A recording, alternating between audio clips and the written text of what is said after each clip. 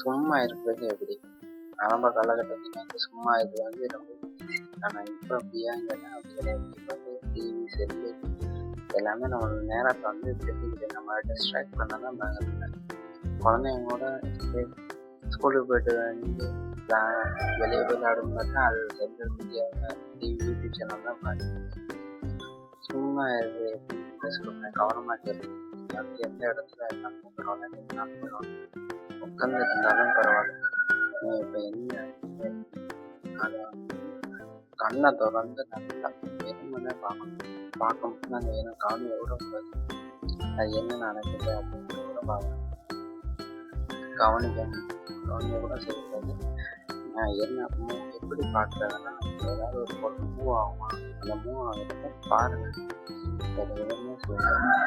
ஒரு ரோட்டில் பைக் போகும், அந்த பைக் வந்து போகிறத வந்து பார்க்கணும். அவ்வளோதான், வேறு ஒன்றுமே கிடையாது.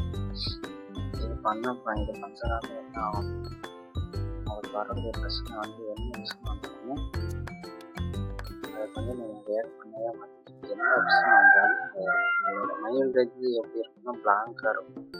எதுக்குமே ரியாக்ட் பண்ண மாட்டீங்க. அந்த மாதிரி நிலைக்கு வந்து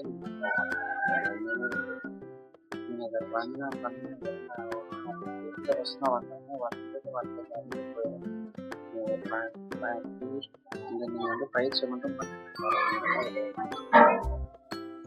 பயிற்சியை பண்ண என்ன ஆகும், நீங்கள் வந்து உங்களை வந்து எந்த பிரச்சனையும் பாதிக்காது.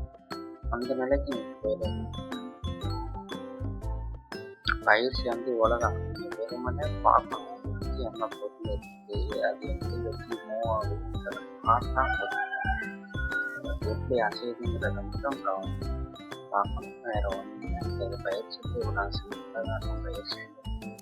அதை பண்ண வந்து எந்த பிரச்சனை வந்தாலும் உங்களுக்கு அதை பாதிக்காது. பயிற்சி வந்து தொடர்ந்து பண்ணிகிட்டே இருக்கு.